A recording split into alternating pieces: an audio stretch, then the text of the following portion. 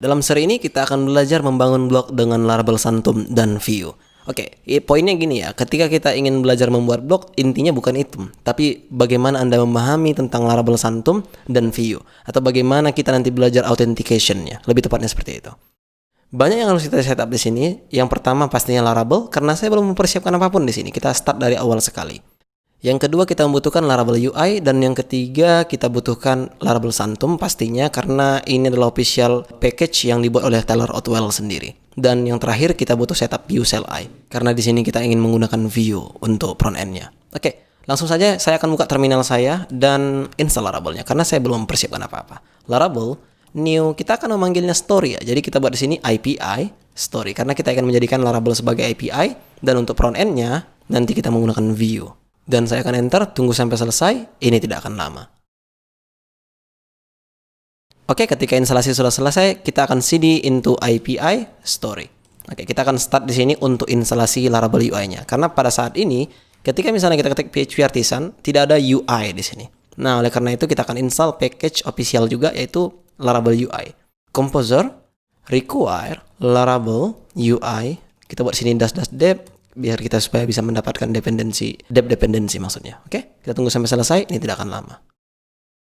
Alright, jika sudah, step selanjutnya, ketika misalnya kita buat di sini PHP Artisan, maka di sini sudah jelas ada UI, komen baru yang kita dapat, yaitu UI :out itu akan membuat scaffolding basic login and registration, view and route, dan controller hanya untuk controllernya saja. Saat ini, ketika misalnya kita buka project kita dulu di text editor, dan jika kita lihat pada app HTTP controller, di sini hanya ada controller, tidak ada out controller maupun login controller seperti itu kira-kira. Nah, oleh karena itu sekarang kita akan scaffolding dulu untuk controllernya saja. PHP Artisan UI controller. Kita enter. Maka sekarang jika Anda lihat authentication scaffolding generate successful. Hanya saja ketika kita buat di sini controller, maka dia hanya untuk controller saja. Kenapa kita tidak mengenerasi view di sini ataupun bootstrap di sini? Karena kita tidak memang menggunakan front end-nya di sini. Kita nanti menggunakan view untuk front end-nya. Tapi yang jelasnya sekarang, jika kita lihat pada controller out, sekarang sudah ada folder out di sini. Ada confirm password controller, forgot password, ya seperti biasa, much like ketika Anda generasi out Laravel-nya. Hanya saja di sini tidak ada root-nya atau view-nya. Jika kita lihat pada resources view, di sini tidak ada folder out. Ataupun jika kita lihat pada roots di web.php, kita tidak mempunyai out root di sini. Nah, oleh karena itu sekarang kita setup adalah kita buat di sini out root. Kita buat seperti itu agar supaya controller yang ada di sini bisa kita akses. Oke, sekarang saya akan import dulu kelas yang ada di sini biar supaya dia tidak nampak error. Sebenarnya tidak usah diimport juga tidak masalah, namun ada merah di sini. Jadi harus kita import dia. Step selanjutnya, kita akan install yang namanya Santum. Ketika misalnya kita lihat pada official, pastinya kita akan fokus kepada SPA authentication karena kita akan menggunakan Vue bukan mobile. Oke, kita akan pergi ke bawah, dan jika Anda lihat instalasinya sangat mudah sekali. Composer require Laravel Santum. Kita akan copy dan kita paste di project kita, tetap di Laravel ya. Kita paste, tunggu sampai selesai. Alright, jika sudah, sekarang kita akan pergi ke dokumentasi lagi. Apa selanjutnya? Ya, kita harus publish dulu vendornya ya. Coba kita copy dan kita paste di sini. Biar supaya nanti dia membuatkan file Santum untuk kita di config direktorinya. Tepat di, coba saya unclose semuanya di dalam ini. Saat ini memang tidak ada yang namanya santum.php. Namun setelah kita generate ini, maka dia akan muncul nantinya. Kita paste, kita enter. Maka jika Anda di sini, Santum sudah terbuat.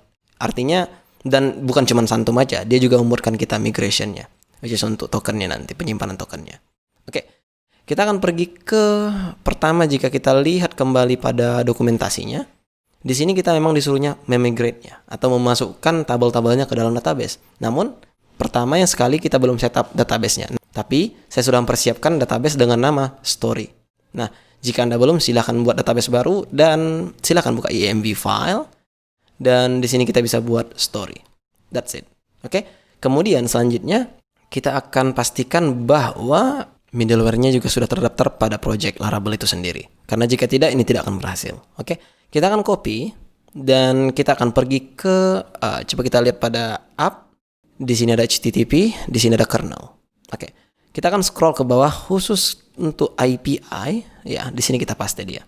Dan kemudian ketika Anda lihat ini error, bisa jadi import dengan shortcut yang Anda punya. Pastinya Anda pasti tahu ketika Anda sudah menguasai Visual Studio Code di Parasinta. Jika Anda lihat di sini, dia sudah masuk. Namun ketika Anda tidak mempunyai makro seperti itu, Anda bisa langsung copy yang ada di sini dan paste ke sini. Ya kan? Karena itu sama saja jika Anda lihat, tidak ada perbedaannya. Oke, jika sudah, sekarang kita akan migrate dia. Jika Anda lihat di sini, dia suruh migrate dan kita juga sudah setup database di env file sehingga kita bisa lakukan migrasi. PHP Artisan migrate. Jika kita refresh di database, maka dia sudah masuk tabelnya, yaitu users personal access token juga sudah masuk. Step selanjutnya, jika Anda belum mempunyai view CLI, maka silahkan install. Karena ini sangat mudah sekali.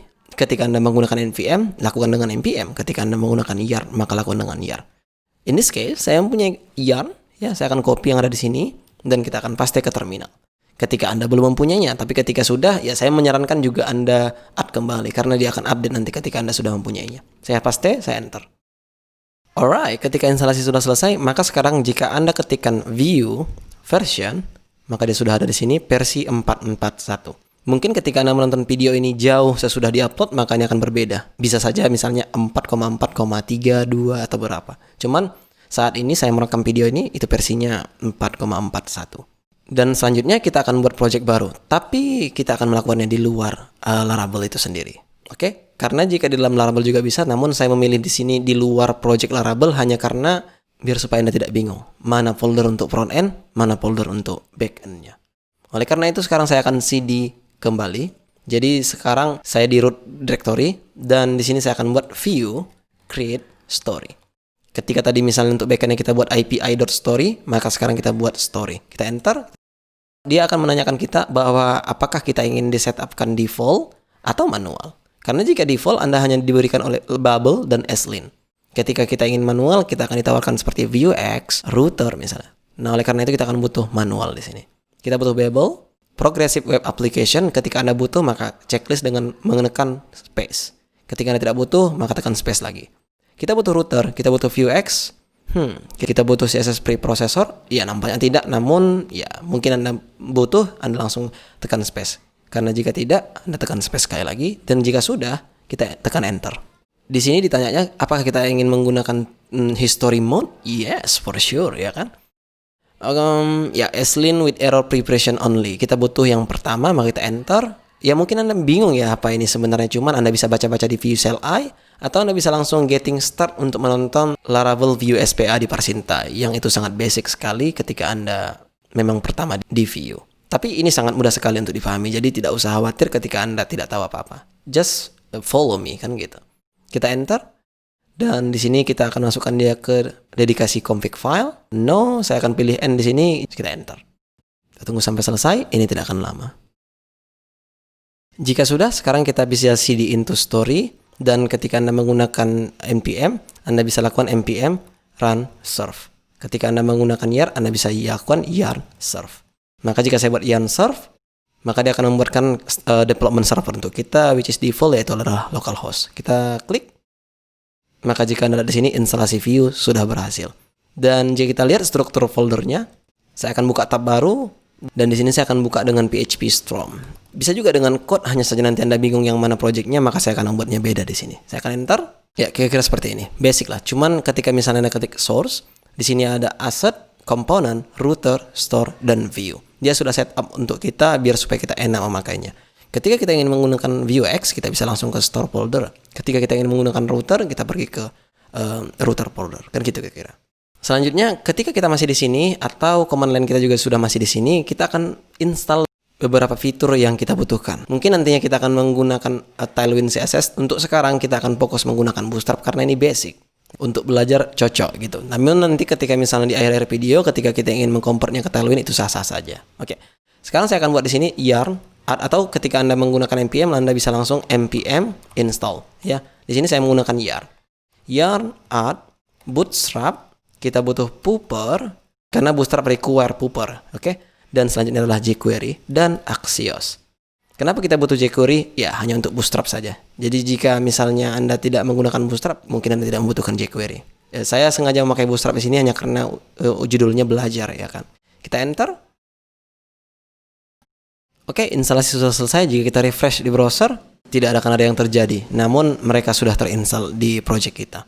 Untuk backend-nya juga sudah, untuk front-end-nya juga sudah. Sekarang jika misalnya saya buka tab baru, dan saya akan cd into API story, which is folder Laravel yang kita punya. PHP artisan serve untuk start development servernya. Much like Vue gitu. Oh, sorry, bukan server tapi serve. Oke, jika sudah saya akan kunjungi.